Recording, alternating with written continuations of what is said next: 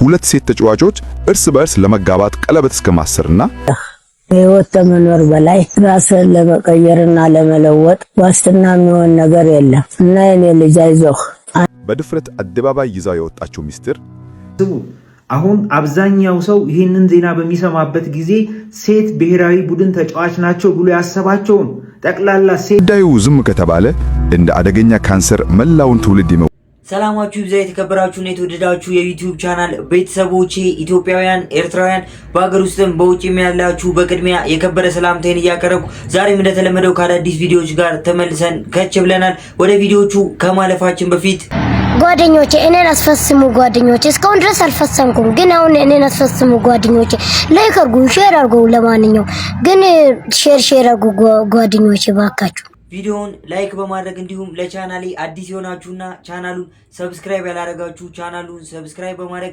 እንዲሁም ቪዲዮ ላይ ያላችሁን ማንኛውም ሐሳብ አስተያየት ወንድማዊ እህታዊ ምክራችሁን ኮሜንት ሴክሽን ላይ በማጋራት ነገ ጥሩ የተሻሉ ማራኪ ስራዎችን ይዤ እንድመጣ ማበረታታት እንዳይረሳ። ሌትስ ጎ ወደ ቪዲዮቹ። የኔ ልጅ አንድ ህይወት ብቻ ነው ያለህ፣ ማለት አንዴ ብቻ ነው የምትኖረው። ስለዚህ የማትወደው ኑሮ የመኖር ግዴታ የለብህም። ኑሮህን የመቀየርና የመለወጥ ሙሉ መብት አለህ። ማያስደስት ሰርፋ የመገኘት ግዴታ የለብህም። ሙሉ ለሙሉ የመቀየር መብት አለህ። በማትፈልገው ሁኔታ ውስጥ ራስህን የማቆየት ግዴታ የለብህም። ሰብረህ መውጣት ትችላለህ። ዘወትር በማይጠቅምና በማይረባ ጉዳይ ላይ የመጨነቅ ግዴታ የለብህም። መውጣት ትችላለህ። ሁኔታዎችን የመቀየርና የመለወጥ ሙሉ መብትና አቅሙ አለህ። ህይወት ተመኖር በላይ ራስን ለመቀየርና ለመለወጥ ዋስትና የሚሆን ነገር የለም እና የኔ ልጅ አይዞህ። አዲስ አስተሳሰብን አትፍራ፣ ለውጥን አትሽሽ። ራስን የማስተካከልና የመቀየር የማሳደግና ብቁ የማድረግ አቅምና ችሎታ እንዳለ እምነት ይኑርህ። ለመለወጥ ተፈለክ ለውጥማ አለ። ተጉዘህ የማደርስበት በእርግጥህ የማትይዘው ነገር የለም። ብቻ አንተ ተነስ እንጂ እግዚአብሔር ያግዝሃል። ወደ ህልምህ የሚያደርስህ ፈጣሪህና ከእሱ በታች ባለህ የራስህ እምነት ነው። ተነስ፣ በርታ፣ አይዞህ። መለወጥን ተፈለክ ትለወጣለህ። የአገሬ ወጣት በጣም እወድሃለሁ። ተባረክልኝ። በትክክልም ቤተሰቦች ለዚህች ህይወት መጨነቅ ያስፈልጋል ብዬ አላስብም። ለይቱ ህይወታችን ካላችሁ ይህንን ቪዲዮ ተመልክተን ብንመለስ ደስ ይለኛል። ወደ ቪዲዮ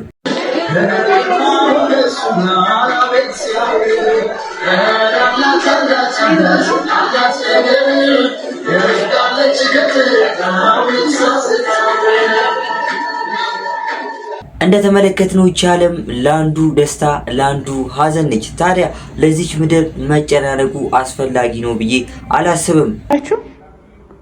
ለምንድን ነው እኛ የምንጨነቁ? እስከ ፈታ አበሉ። የቱ ይዘን የምንሄደው ነገር አለ? ፈታ እንበል፣ ይመቻችሁ። ከዚህ ይልቅ ግን ፈጣሪያችንን ከፊት አድርገን የቻልነውን ያክል ያቅማችንን መሮጡ አይከፋም ብዬ አስባለሁ። ቪዲዮውን ላይክ ማድረግ እንዲሁም ለቻናሌ አዲስ የሆናችሁ ቻናሉን ሰብስክራይብ ማድረግ እንዳይረሳ። ወደ ኔክስት ቪዲዮ። ይሄ ምን አይነት ጓደኝነት ነው? ወንዱ ምን እየሆነ ነው? ሰምቼም አይቼም አላውቅም። በአንድ ቅጽበት ነበር በአንድ እይታ ግርማ ሞገስ ያለው ያ ሸበላ ልጅ ልቤን የሰረቀው በማለት ታሪኳን ትጀምራለች። ከምሰራበት ቦታ ይመጣ ነበር። አይኔን ከላዩ ላይ መንቀን ያቅተኛል። ከዚያም በድንገት ጠፋ። ዓለም ጨለመችብኝ። አምላኬ ሆይ እሱን ብቻ ስጠኝና ሌላውን ሁሉ ውሰድ ብዬ በእንባ ተማጸንኩ። ጸሎቴ ሰምሮ ይሁን ባልጠበቅኩት መንገድ ላይ አገኘሁት። ዓለምን በእጄ የጨበጥኩ ያህል ነበር የተሰማኝ። ከጥቂት ጊዜያት በኋላ የፍቅር ጥያቄ አቀረበልኝ። ያለማመንታት ተቀበልኩ። ግን ያ የደስታ ጊዜ ብዙ አልቆየም። ቀስ በቀስ ራቀኝ። የማላውቀው ሰው ሆነብኝ። ሰላሜን ነሳኝ። በመጨረሻም አልፈልግሽም አለኝ። ዓለም ዞረችብኝ። ከአገር እስከ መውጣት ደረስኩ። ለ5 ወራት በእንባ ኖርኩ። ስልኬን አያነሳም፣ መልእክቴን አይመልስም። አንድ ቀን ሲያነሳ ከፍቅረኛዬ ጋር ነኝ ምን ልርዳሽ ብሎ በስላቅ ዘጋብኝ። ለራሳው ወሰኜ ከዓመት መለያየት በኋላ በድጋሚ ደወልኩ። በሚያስገርም ሁኔታ ለምን ጠፋሽ ጽፌልሽ ነበር አለኝ። ተስፋዬ ሲለመልም ስራ ላይ ነኝ ቆይ መልሼ ልደውል አለኝ መልሶ። ልቤ በደስታ ሲፈነጥቅ ከደቂቃዎች በኋላ የላከልኝ የጽሑፍ መልእክት ግን ህልሜን አጨለመው። እንዲህ ይላል: አብረን መሆን እንችላለን፣ ግን አንድ ህግ አለ። ከእኔና ከሁለት ጓደኞቼ ጋር መተኛት አለብሽ። ምን በደልኩ ብዬ ስጠይቀው የኛ የጓደኝነታችን ህግ ነው። ለኔም ይሄ ጥያቄ ቀርቦልኝ ነው አንቺን የተውኩሽ። እሷን ማታስነካ ከሆነ እኛን ተወን ሲሉ አንቺን ተውኳለኝ። አክሎም ለኔ ማንኛውም ሴት ተራናት አለኝ። ይሄን ሁሉ በደል እያደረገኝ ይሄን ሁሉ ንቀት እያሳየኝ ልቤ ግን አሁንም እሱን ይላል። መላበሉኝ ይሄ ምን አይነት እርግማን ነው? ግራ የመጋባት ጥያቄዋ ነው። መልካም ጊዜ። ፋሚሊስ እናንተ በሷ ቦታ ብትሆኑ ምን ታደርጉ ነበር? እስኪ ያላችሁን ሐሳብ አስተያየት ኮሜንት ሴክሽን ላይ ጻፍ ማድረግ እንዳይረሳ። ስለ ጓደኝነት ካነሳን አይቀር ቀጣዩን ቪዲዮ ተመልክተን እንመለስ። ወደ ቪዲዮ። ይህንን ፎቶ እስቲ በደንብ ተመልከቱት። በተለይ ደግሞ ይሄ የፎቶ ስታይል የተመረጠበትን ምክንያት ብትሰሙ እጅግ በጣም ታዝናላችሁ። ሲያልፍም በዋነኝነት ያስተምራችኋል ወይም ትማሩበታላችሁ ብዬ ስላሰብኩ ነው ይሄን ቪዲዮ የምሰራው። ጉዳዩ ምን መሰላችሁ? ይሄ የምትመለከቱት ሙሽራ ፓራላይዝ ነው። መቆምም ሆነ መራመድ አይችልም። ይህንን የሚያውቁ እነዚህ ጓደኞቹ አንድ ነገር አሰቡ። ጓደኛችን በዚህ በሰርጉ ቀን ወይንም በደስታው ቀን ልክ እንደ ሌሎች ሙሽሮች ቆሞ መነሳት አለበት ብለው አሰቡ። በዚህ መንገድ የጓደኛቸውን ጉድለት እንደ ጓደኛ ሞልተው በደስታ ወይንም በሰርጉ ቀን ቆሞ እንዲነሳ አደረጉት።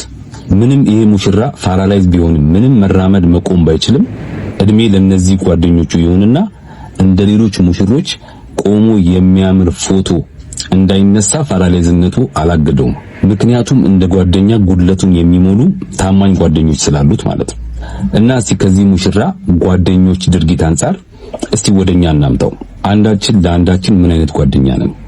ልክ እንደነሱ አንዳችን የአንዳችንን ጉድለት የምንሞላነን ወይንስ አንዳችን ለአንዳችን ጉድጓድ የምንቆፍር ነን? አንዳችን የአንዳችን ደስታ ያስደስተናል?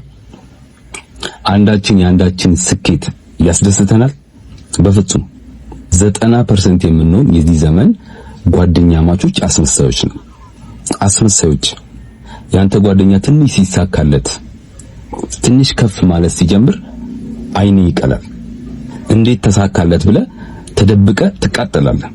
ያንቺ ጓደኛ ትንሽ ሲሳካላት ከፍ ማለት ሲጀምር ስትለወጥ አይንሽ ደም ይለብሳል። እንዴት ተሳካለት ለምን ተሳካለት ያለሽ? አንዳንዴ በጣም የሚገርመኝ ሲሳካላችሁ ብቻ አይደለም እኮ የሚቀኑባችሁ፣ ሲሆንላችሁ ከፍ ስትሉ ብቻ አይደለም ገና ለገና ሊሳካላችሁ ይችላል በሚልም ይቀናል። በመጨረሻም የዚህ ዘመን ጓደኛ ማቾች በጣም አስመሳይ ብንሆንም ጥቂቶች ግን አሉ። የኛ ከፍ ማለት የሚያስደስታቸው፣ የኛ ስኬት የሚያስደስታቸው ልክ እንደ ሙሽራው ጓደኞች አይነት የእናንተን ጉድለት የሚሞሉ ታማኝ ጓደኞች ያላችሁ እጅግ ሲበዛ እድለኛ ናችሁ።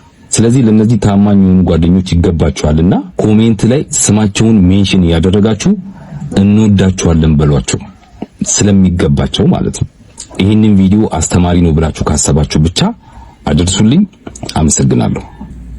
እናንተስ ከአስመሳዮቹ ወገን ወይስ የጓደኞቻችሁ መለወጥ ከሚያስደስቷቸው ወገኖች ናችሁ? ራሳችሁን ዞር ብላችሁ ፈትሹ። ራሳችንን እንፈትሽ። ሁሌም ቢሆን ግን ለጓደኞቻችንም ሆነ በቅርባችን ለሚገኙ በዙሪያችን ላሉ ሰዎች መለወጥን የሚመኙ ጥሩ ልብ ያላቸውና ጥሩ አስተሳሰብ ያለን ሰዎች ልንሆን ይገባል። ምክንያቱም መልካምነት ዞሮ ራሳችንን ጥሩ ደረጃ ላይ እንድናገኝ ይረዳናል፣ ይከፍለናልና ሁሌም ቢሆን ለሰዎች ጥሩ ነገር የምናስብ ሰዎች እንሁን። የዛሬው መልእክቴ ነው። ወደ ኔክስት ቪዲዮ ሌላ ጊዜ እናወጣዋለን። የባዕድ አምልኮ ቦታ መሄዱ አሉት። እሱን ቆይ አረ እናወጣዋለን። ባዕድ አምልኮ አትሌቶች፣ እግር ኳስ ተጫዋቾች ምን ቪዲዮ አለን እኮ። አይ አትንገራ፣ እንጨርሷ። እንትኑ እኮ ጨርሰን ነው የኛውን ያወጣነው አይደለ? የኛውንም ጨርሰን ስለሆነ የምናወጣው ሌላ ያልሰማችኋቸው ጉዶችም ብዙዎቻችንን ሲያነጋግሩ ከነበሩ ጉዳዮች መካከል ይሄኛው አንደኛውና የመጀመሪያው ነው። በኢትዮጵያ የሴቶች እግር ኳስ ብሔራዊ ቡድን አባላት መካከል የተመሳሳይ ጾታ ግንኙነት አለ ወይም ደግሞ እንደዚህ አይነት ነገሮችን ያዘወትራሉ። በተጫዋቾቹ መሀል እንደዚህ አይነት ነገሮች እየተፈጠሩ ነው የሚሉት መረጃዎች ከተለያዩ ቦታዎች ስንሰማ ሁላችንንም ያስደነገጠ ሁላችንም ያነጋገረ መረጃ እንደነበር ሁላችንም በዚህ ሳምንት የምናውቀው ጉዳይ ነው። ታዲያ በዚህ ጉዳይ ላይ የተለያዩ አዳዲስ ነገሮች እየወጡ ይገኛሉ። የተለያዩ ቪዲዮዎች እየተለቀቁ ነው። ምንድናቸው እነዚህ አዳዲስ ጉዳዮች? ቪዲዮቹን ተመልክተን ስንመለስ የራሳችንን ሀሳብ አስተያየት ጠቅላላ አድርገን የምንሰጥ ነው የሚሆነው። አብራችሁን ቆዩ። ቪዲዮ ላይክ ማድረግ እንዲሁም ለቻናሉ አዲስ የሆናችሁ ቻናሉን ሰብስክራይብ ማድረግ እንዳይረሳ። የዚህ ቻናል ቤተሰብ መሆን እንዳትረሱ። ወደ ቪዲዮ። የቀድሞዋ የኢትዮጵያ ብሔራዊ ቡድንና የንግድ ባንክ ተጫዋች ህይወት ዳንጊሶ በድፍረት አደባባይ ይዛው የወጣችው ሚስጥር የስፖርቱን ቤተሰብ ብቻ ሳይሆን መላው ኢትዮጵያዊን ያስደነገጠ ነው። ጉዳዩ እንዲህ ነው። በኢትዮጵያ ፕሪሚየር ሊግ እና በብሔራዊ ቡድን ደረጃ የሚጫወቱ አንዳንድ ስመጥር ተጫዋቾች ከባህልና ከሃይማኖት ባፈነገጠ መልኩ እርስ በርስ በፍቅር ግንኙነት ተጠምደዋል።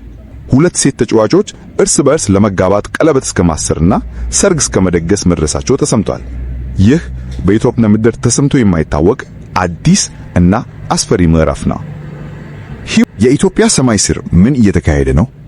ባህል፣ ሃይማኖትና ወግ በተገበችው እግዚአብሔርን በመፍራት በሚታወቀው ሕዝብ መካከል ከእይታ በተሰወሩ ካምፖች፣ በሆቴል ክፍሎችና በስፖርት ማዘውተሪያ ስፍራዎች ውስጥ እየተከቀለ ያለው መርዝ ምንድን ነው? ይህ ዝም ብሎ የሚታለፍ ተራ ወሬ አይደለም። ይህ የሀገርን መሰረት የሚነቅል፣ የትውልድን ማንነት የሚደመስስ፣ እግር ኳስን በተመለከተ የወጡት መረጃዎች የብዙዎችን ጆሮ ጭው ያደረጉ፣ ይህ በኢትዮጵያ እውነት ይሆናል ያስባሉ አስደንጋጭ ክስተቶች ናቸው። ጉዳዩ ዝም ከተባለ እንደ አደገኛ ካንሰር መላውን ትውልድ የመወረር አቅም ያለው አደጋ ነው። የነገርኳችሁ ጉዳዩ በዚህ ሳምንት ብዙዎቻችንን ያነጋገረ፣ የብዙዎቻችንን አንገት ያስደፋ፣ ብዙዎቻችንን በተለያዩ የሐሳብ ጎራዎች ከፍሎ ያከራከረ ጉዳይ ነበር። ሐሳቡ እንደ ሐሳብ ጭራሽ እንደ ኢትዮጵያዊ ካደግንበት ባህል፣ ሃይማኖታዊ ስርዓታችንና የተለያዩ እሴቶች አንጻር ተቀባይነት የሌለው እጅግ አስነዋሪና አሳፋሪ ድርጊት ነው። እንደዚህ አይነት ድርጊቶችን ደግሞ በብሔራዊ ቡድን ደረጃ ስንሰማ በጣም ያሳፍራል። ታዳጊዎቹ ትውልዶችን ልንጠብቃቸው ይገባል። ከእንደዚህ አይነት ነገሮች በተለያዩ ሰዓቶች እንደዚህ አይነት መነጋገር የሆኑ ርዕሶች በተለያዩ ቦታዎችና በተለያዩ ግለሰቦች ሲያዝባቸውና ምናልባትም ሲጋለጥ ወይም ደግሞ ስልኮቻቸው ላይ ያሉ መረጃዎች ሀክ ተደርገው ሲወጡ ነው የምንመለከተው። አሁን ላይ ግን በሚዲያ ሰራተኞች በጋዜጠኞችና በዛው በቲሙ አባሎች ሆነው ግን እንደዚህ አይነት ተግባሮችን ባልፈጸሙ ግለሰቦች ጭምር እየወጣ ያለ መረጃ በመሆኑ ብዙዎቻችንን አሳዝኗል። ታዲያ ጉዳዩ እንዴት ነው? ከህግ አንጻር እንዴት ይታያል? ያለውን ነገር አንድ የህግ ባለሙያ የሰጠው አስተያየት አለ። እስኪ እሱን ተመልክተን እንመለስ። ሰሞኑን የሴት ብሔራዊ ቡድን ተጫዋቾቻችንን በተመለከተ እየተነገረ ያለው ነገር ትንሽ ጥንቃቄ የሚፈልግ በመሆኑ ምክንያት አንዳንድ ነገሮችን ለማለት እወዳለሁ። እንግዲህ የተባለው ነገር በጣም ሴንሲቲቭ ነው። 80% የሚሆኑት የሴት ብሔራዊ ቡድን ተጫዋቾች በሴት ለሴት ጾታዊ ግንኙነት ውስጥ እንደሚገኙ ነው እየተገለጸ ያለው። ይሄ የተገለጸው ነገር በኢትዮጵያ ህግ መሰረት ወንጀል ነው። የኢትዮጵያ ማህበረሰብ እንደ ማህበረሰብ እንዲህ አይነቱን ነገር ደግሞ የሚታገዝ ወይም ደግሞ እንደ መልካም ነገር የሚቀበለው ነገር አይደለም፣ የተነወረ ነው። ስለዚህ እንደዚህ አይነት ነገር በምንናገርበት ጊዜ ከፍተኛ ጥንቃቄ ማድረግን ይጠይቃል። ከጠቅላላ ነገሮች ልነሳና ወደ ጠባብ ወይም ጉዳዩ ወደ ተደረገባቸው ወይም ንግግሩ ወደ ተደረገበት አውድ እመጣለሁ። በጠቅላላ አንድ ሰው ስለ ሌላ ሰው በሚናገርበት ጊዜ በህገ መንግስታችንም ሆኑ በተለያዩ ህጎቻችን ሰዎች ሐሳባቸውን የመግለጽ ነፃነታቸው የተጠበቀ ነው። በተለይ ደግሞ የሚዲያ ነፃነት በህገ መንግስቱም ሆነ በተለያዩ ህጎች የሚዲያ አዋጁን ጨምሮ የተከበሩ ናቸው ወይም የተጠበቁ ናቸው። ነገር ግን እንዲህ በምናደርግበት ጊዜ የምንመራበት ስርዓት ግን አለ። የሌሎቹን ሰዎች ክብር፣ መልካም ዝና እንዳናጠፋና ንግግራችን ሌሎችን ለጥቃትና ለመገለል እንዳይዳርግ ከፍተኛ ጥንቃቄ በማድረግ ስራችንን ወይም ተግባራችንን ወይም ንግግራችንን በህግ በስርዓትና ነገሩ የሚከወንበትን ተገቢ ጥንቃቄ በማድረግ ካላከናወን ነው የሚያመጣው አደጋ ከፍተኛ ነው የሚሆነው። ሚዲያን በተመለከተ ነገሩ የተነገረው በሚዲያ ከሆነ ሚዲያ ሲባል ሶሻል ሚዲያዎችን አይጨምርም። በሚዲያ አዋጁ መሰረት እንዲህ አይነት የስም ማጥፋት ተግባሮች በሚፈጸሙበት ጊዜ በወንጀል አያስጠይቅም፣ ዲስክሪሚናላይዝ ተደርጓል። ይሄም የሚዲያ ነፃነትን ከመጠበቅ አኳያ ነው። ነገር ግን በፍትሐ ብሔር እስቲል ያስጠይቃል። እስከ 300 ሺህ ብር በሚደርስ የገንዘብ ቅጣት ያስቀጣል አንድን ሰው በሚዲያ ስሙን ካጠፋን።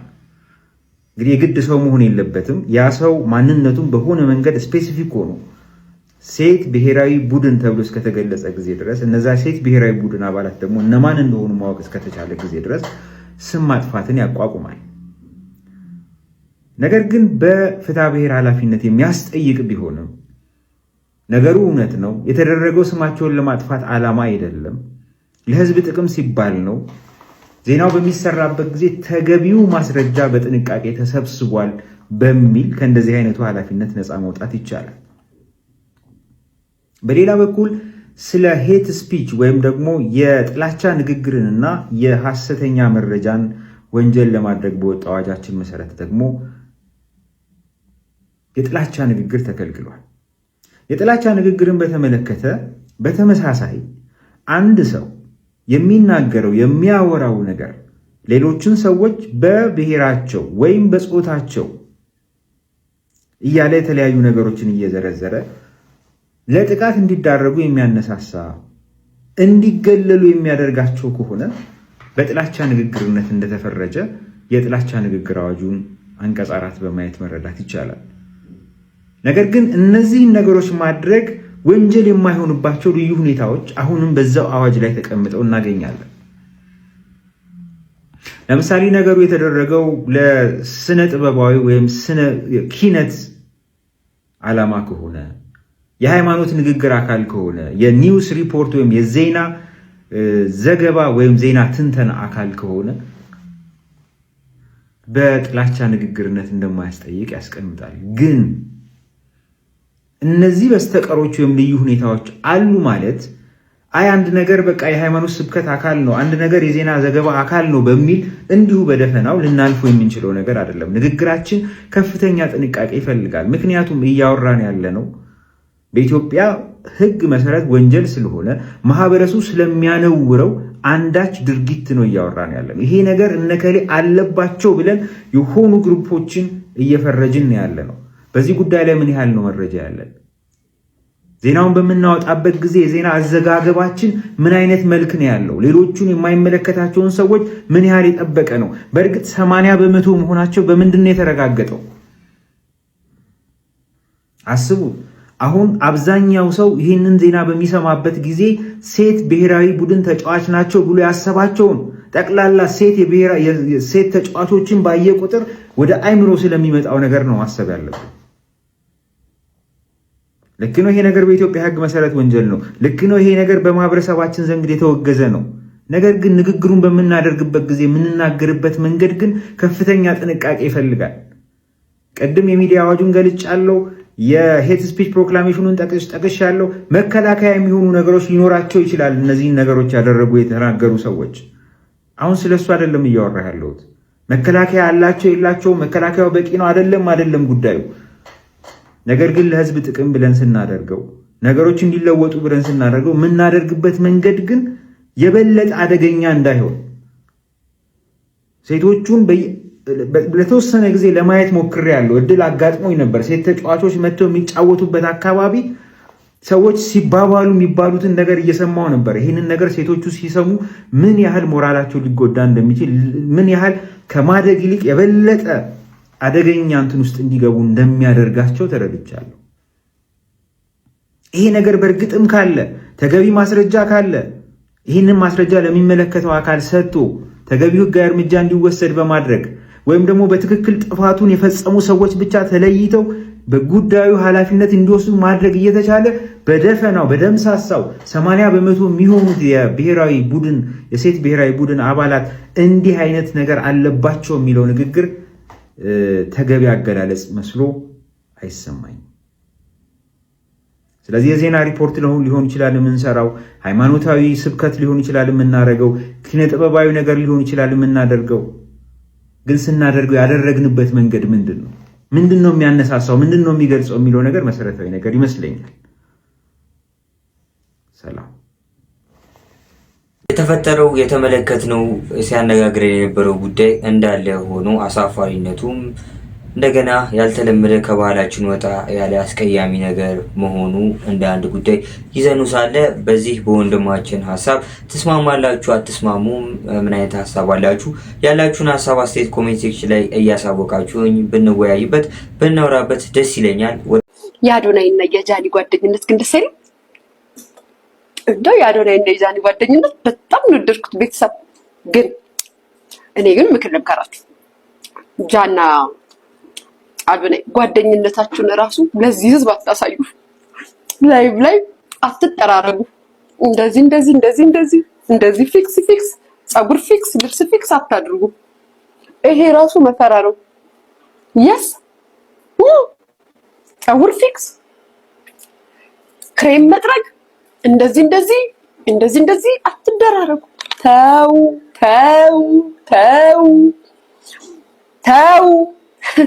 አዎ ሁለታችሁም ቫይራሎች ናችሁ። ሁለታችሁም ቪዋችሁ ጣራ ይነካል። ግን ፍቅር ይበልጣል ጓደኝነት ይበልጣል ከተባለ ጓደኝነታችሁ ራሱ ሚዲያ ላይ እንዲያይምጣ።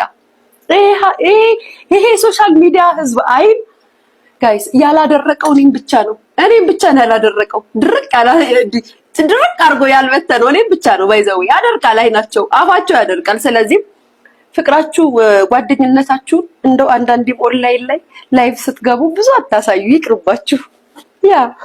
yes የጃኒና የአዶናይ ግንኙነት ጓደኝነት ወይስ ከጓደኝነት የዘለለ? ይሄንን ሐሳብ ለእናንተ ትቼላችኋለሁ። እስኪ በኮሜንት ሴክሽን ላይ ብትመልሱልኝ ደስ ይለኛል። ሌላኛው በስተመጨረሻ የዛሬ ዋነኛ ጉዳያችን የነበረው በኢትዮጵያ ሴቶች ብሔራዊ ቡድን ወይም ደግሞ በብሔራዊ ቡድናችን ላይ በሴቶች እግር ኳስ ብሔራዊ ቡድናችን ላይ የተፈጠረው የሰማኑ ጉዳይ እንደሆነ የሚታወቅ ነው። ታዲያ ቤተሰቦች በዚህ ጉዳይ በተለያዩ የማህበራዊ ጉዳዮች ላይ አስቂኝም አነጋጋሪም ሀሳቦችን እንዲሁም ቁም ነገር አዘል የሆኑ ንግግሮችን በመናገር የሚታወቀው ሰመረ ባሪያው በአንድ ወቅት እንግዲህ ሰላም አንስቶፐብል ተብላ በመጣችውና ወጣ ያለ ሀሳብ ይዛ ባቀረበችው በዚህ በማህበራዊ ድረገጾች ላይ በአንድ ወቅት መነጋገሪያ ለነበረችው ታዳጊ የተናገረው ሀሳብ ምናልባት ይህንንም ሀሳብ ያጠቃልላል።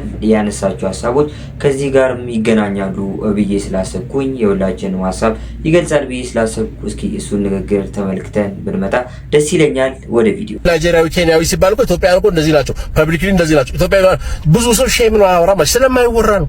ኢትዮጵያን የራሳቸው የሆነ ፕራይቬት ማተር ስላለን ነው። የተረፈውም ዓለም ፐርሰናል ማተር አለ፣ ፐብሊክ ጉዳይ አለ የሚወራ ያንታቸው አለብን። ምክንያቱም ታናናሹ ትውልድ እንደዚህ አይነት ነገሮችን በማህበራዊ ድረገጽ መተግበሪያዎች ላይ ሲመለከት ነገሩን እንደ ኖርማል አክሰፕት ያደርገውና ነገሮች ከዚህ በላይ ከምናስበው በላይ ሊበለሻሹ ሊችሉ ስለሚችል ማለት ነው። ስለዚህ ቤተሰቦች ትውልዱን እንደዚህ አይነት ነገሮችን በመቃወምና ትምህርት በመስጠት ማለትም ስለነዛ ነገሮች አስከፊነትና ምን ያህል ከባህላችንም ሆነ ከሃይማኖት ዘንድ አስቀያሚ እንደሆኑ በአጠቃላይ ጥቅም የሌላቸው ትርፍ የሌላቸው ተግባሮች እንደሆኑ ማሳወቅ መቻል አለብን። ይህ የሁላችንም ኃላፊነት ነው ብዬ አስባለሁ። ቤተሰቦች ለዛሬ ይዤላችሁ የመጣኋቸው ቪዲዮዎች እነዚህ ይመስላሉ። ቪዲዮቹን እንደወደዳችኋቸው እንደተመቿችሁ አልጠራጠርም። ቪዲዮውን ላይክ ማድረግ እንዲሁም ለቻናሌ አዲስ የሆናችሁና ቻናሌን ሰብስክራይብ ያላደረጋችሁ ቻናሌን ሰብስክራይብ በማድረግና የዚህ ቻናል ቤተሰብ መሆን እንዳይረሳ። ቪዲዮቹ ላይ ያላችሁ ማንኛውም ሐሳብ አስተያየት ወንድማዊ እህታዊ ምክራችሁን ይሄኛው እንደዚህ ብታረገው ይሄኛው ደግሞ ቢስተካከል የምትሉት ማንኛውንም ሐሳብ ኮሜንት ሴክሽን ላይ እቀበላለሁ። ምክንያቱም ነገ ጥሩ የተሻሉ ማራኪ ስራዎችን ይዤ እንድመጣ ስለሚያግዙኝና ስለሚያበረቱኝ ነው። እስካሁን ለነበረን ጊዜ ቆይታ አመሰግናለሁ። እወዳችኋለሁ። በቀጣይ ባሪፍ ቪዲዮዎች እስከምንገናኝ መልካም ጊዜ ይመቻችሁ።